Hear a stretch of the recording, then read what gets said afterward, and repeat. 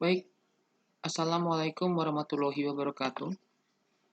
Di pertemuan kali ini kita akan melanjutkan pembahasan di mata kuliah kita di basis data tingkat lanjut. Kita akan masuk ke materi berikutnya yaitu MySQL Basics 2. Di bab ini kita akan membahas sejumlah hal. Yang pertama ada Advanced Field Modifiers. Jadi kalau misalkan kita membuat kolom, ya, mendefinisikan sebuah kolom, maka kita memiliki sejumlah modifier yang bisa kita gunakan untuk kolom-kolom tersebut. Antara lain ada auto increment, kemudian ada index, selanjutnya ada unique. Kita akan menjelaskan satu persatu di slide berikutnya. Kemudian yang kedua kita akan membahas mengenai table modifiers. Kalau tadi adalah field modifiers atau modifiers kolom, sekarang modifier table. Ada dua jenis table modifiers yang perlu kita pahami. Yang pertama ada yang namanya storage engine. Ini penting sekali ya teman-teman, terutama bagi kalian yang nanti akan bekerja di bidang database administrator atau menjadi seorang DBA, maka harus paham mengenai storage engine. Kemudian ada other modifier atau modifier lainnya yang nanti akan dijelaskan. Kemudian yang ketiga kita akan membahas mengenai where clause options atau penggunaan statement atau kalimat where atau kata where untuk filtering ya. Filtering sejumlah data yang perlu kita cari. Kemudian penggunaan group by dan having itu bedanya apa? Lalu kita akan membahas mengenai user defined variables. Ini adalah topik-topik yang akan dibahas pada pertemuan kali ini, MySQL Basic 2.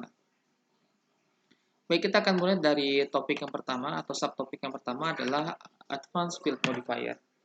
Nah, di dalam membuat sebuah kolom, maka seorang database administrator atau seorang system developer itu pasti sudah paham atau harus paham mengenai modifiers auto increment.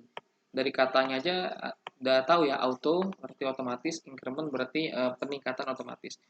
Jadi artinya meningkatkan suatu nilai pada kolom dengan jumlah satu. Jadi menjumlahkan satu setiap kali ada data baru. Nah, biasanya digunakan untuk membuat primary key secara otomatis ya. Oke. Yang kedua adalah index field modifier. Ini adalah sebuah modifier dari kolom, sebuah kolom.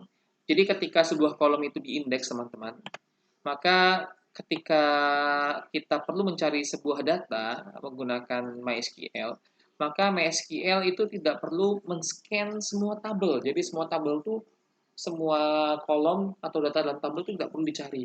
Jadi dia akan langsung menggunakan indeks ya untuk mengetahui atau mencari records-nya. Jadi langsung ke indeksnya aja. Nah, karena langsung mencari ke indeksnya, maka ini menjadi performance booster.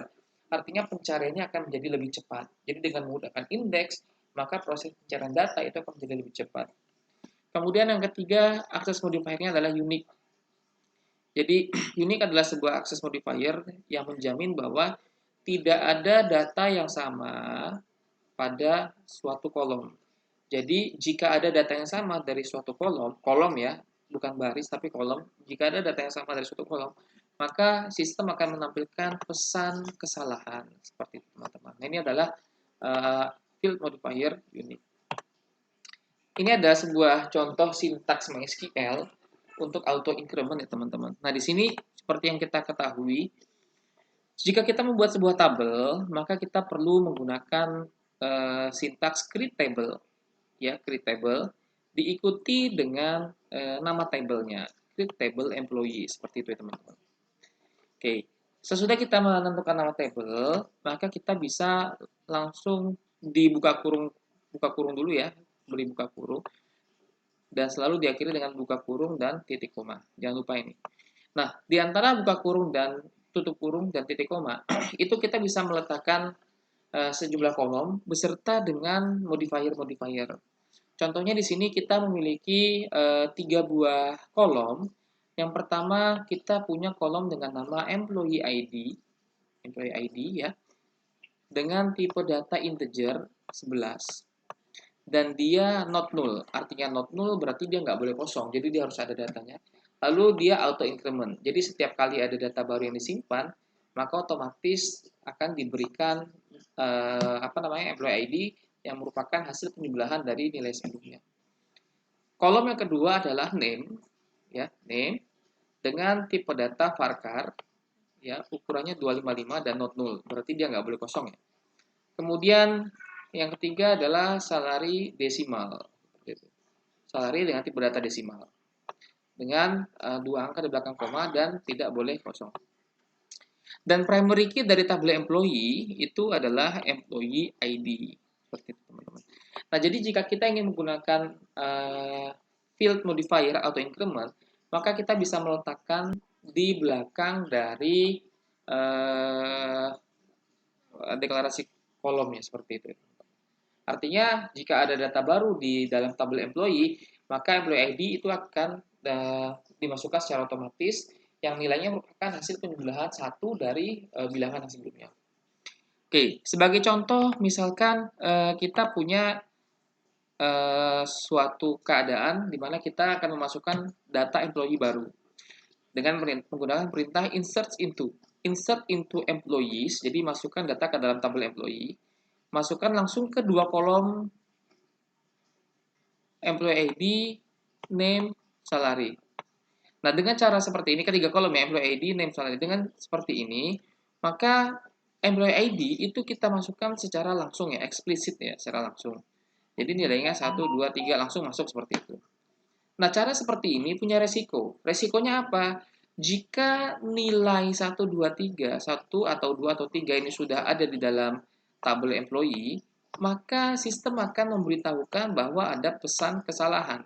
Ya, data violation integrity. Jadi ada pelanggaran integritas. Kenapa? Karena tidak boleh, kalau dia primary key, berarti tidak boleh ada primary key yang sama. Kalau misalkan angka 1 sudah disimpan di dalam kolom atau tabel employee, di kolom employee ID. Nah, ini adalah risiko kalau kita memasukkan employee ID secara eksplisit. Nah, cara yang kedua, ini lebih aman ya teman-teman. Cara yang kedua adalah dengan memasukkan hanya name dan salary-nya saja. Jadi, kita hanya memasukkan name dan salary saja, sedangkan employee ID kita masukkan secara, nggak perlu kita masukkan ya, karena sudah ada auto increment. Jadi, kita tinggal memasukkan nama dan gajinya saja. Jadi nanti employee ID itu otomatis akan diberikan oleh sistem karena dia auto increment seperti itu ya teman-teman.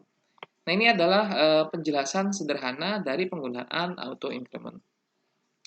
Oke, selanjutnya index. Nah, untuk deklarasi field modifier index itu seperti ini teman-teman. Jadi kita buat tabel employee, oke. Kemudian employee ID seperti tadi penjelasannya sama ya, primary key employee ID, oke. Nah, indeksnya taruh paling bawah, index name. Berarti nanti kalau mencari, otomatis dia langsung ke dalam kolom name, seperti itu ya teman-teman. Langsung ke name. Kemudian unique constraint. Nah, unique constraint itu ini juga sama, kita create table employee, not auto increment. Name field now has unique constraint. Jadi sekarang kolom name itu punya constraint unik atau batasan unik. Artinya apa? Setiap nama di dalam kolom name itu harus berbeda. Jadi nggak bisa ada nama yang sama. Kalau misalkan ada nama yang sama, sedangkan dia sudah memiliki field modifier unik, maka akan ada error. Contohnya seperti ini. Misalkan kita memasukkan data ke dalam tabel employee, ya, yaitu tabel employee kolom name dan salary, datanya ini. Ada dua Jones di sini, ada Jones 1, kemudian di sini juga ada Jones. Nah, yang terjadi adalah akan terjadi error. Kenapa? Karena kolom name itu field modifier-nya unik, artinya tidak boleh ada data yang sama. Nah, ini adalah contoh kesalahan di dalam memasukkan data jika kita menggunakan field modifier unik.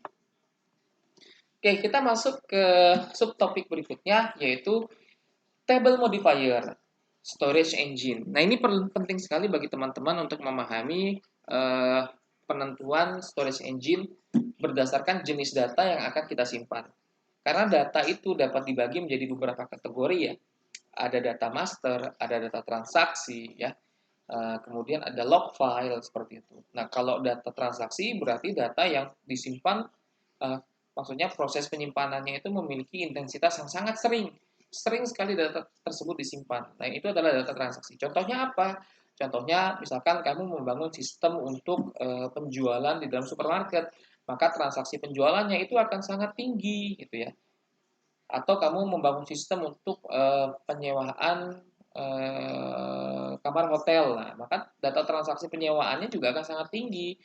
Nah, beda halnya kalau misalkan data barang, oke, data karyawan, kemudian data supplier. Nah, itu adalah data master yang penggunaannya tidak terlalu sering seperti data transaksi. Jadi kita harus menentukan jenis datanya apa, baru kita bisa menentukan storage engine yang sesuai.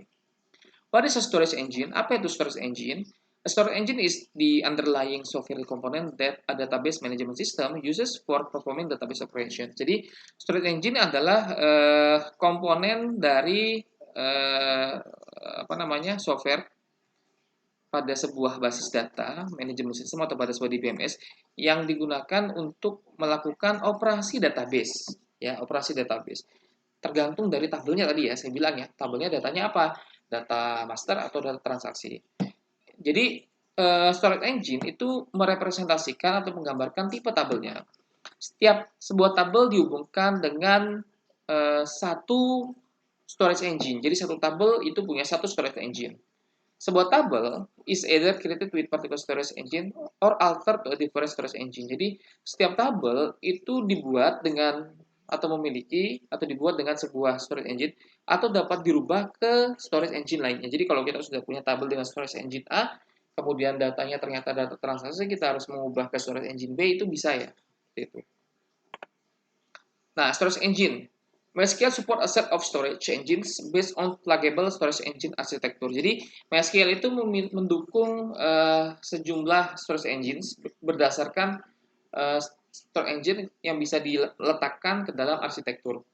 Dan setiap storage engine memiliki keunggulannya sendiri-sendiri dan juga disadvantages-nya atau kekurangannya sendiri-sendiri.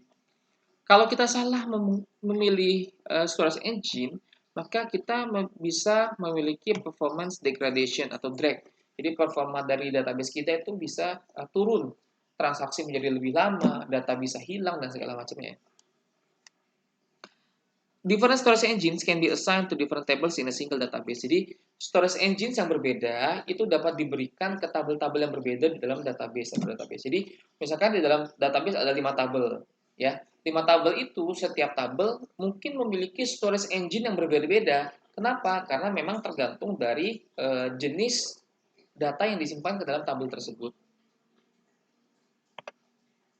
Faktor yang dipertimbangkan ketika memilih storage engine untuk sebuah tabel. Jadi, kalau kita ingin memilih sebuah storage engine untuk sebuah tabel, itu ada beberapa faktor ya.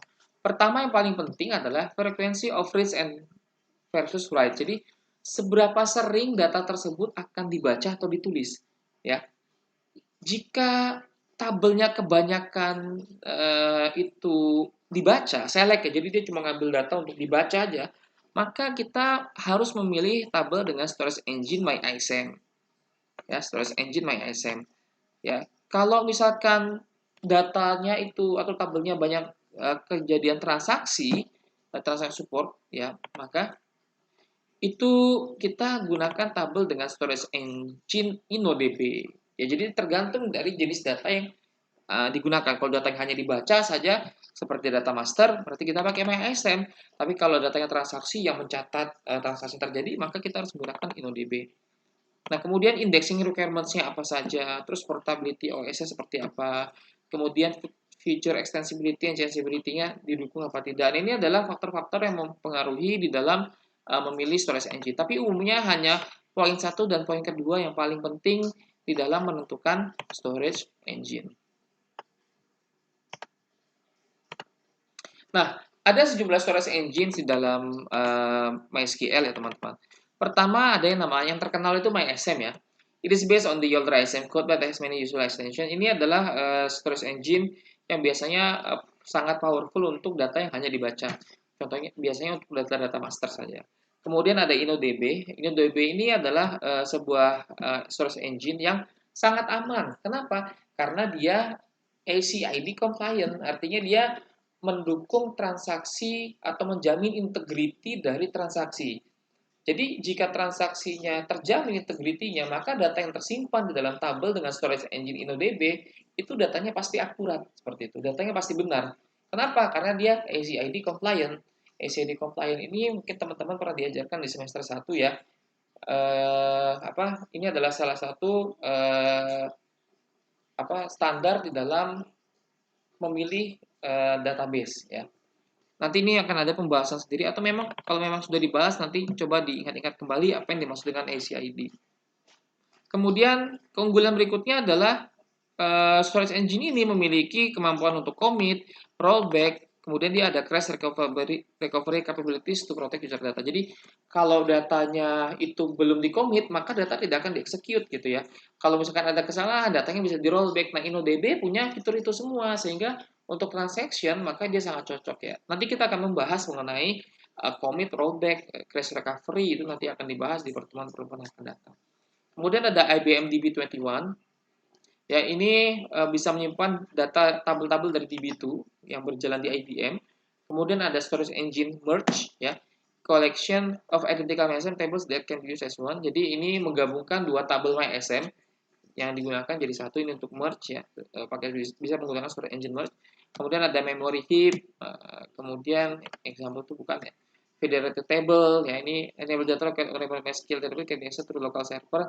Ini penting kalau kamu mau membangun sistem basis data terdistribusi, maka kamu bisa menggunakan federated table. Kemudian ada arsip, CSV, black hole, ini adalah storage engine di dalam MySQL.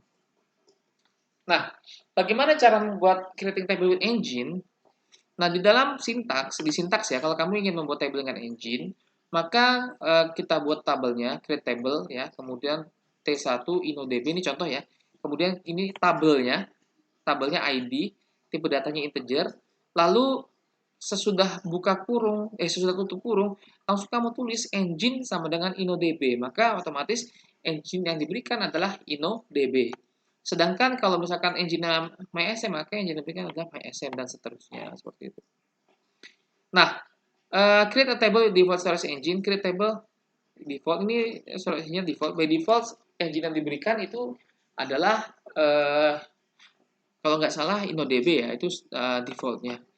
Nah, jadi kalau misalkan kamu menggunakan PHP MyAdmin, itu contohnya di sini teman-teman, misalkan saya punya tabel barang ya. Anda bisa melihat jenis engine-nya itu di operation ya. Di sini ada storage engine. Nah, Anda lihat di sini ada banyak engine-engine yang bisa kalian pilih, tapi yang umumnya digunakan adalah InnoDB atau MyISAM seperti itu, teman-teman. Ini bisa kamu ganti ya, masukkan klik Go. Oke. Selanjutnya table modifier. Table modifier lainnya di sini ada auto increment, sama seperti yang tadi ya. Kemudian character set, collect, specifies the table character set and collation. Checksum specifies apakah tabel checksum harus disimpan atau dihitung ya. Max rows, min rows, specify maximum number of rows table can have. Jadi ini mengatur berapa jumlah baris di dalam sebuah tabel. Kemudian ada package, delay key, write, data directory, index directory, dan lain-lain. Oke, selanjutnya kita akan masuk ke where clause options, tapi videonya akan saya potong sampai di sini agar durasi tidak terlalu panjang. Nanti akan saya lanjutkan di video yang berikutnya. Terima kasih. Assalamualaikum warahmatullahi wabarakatuh.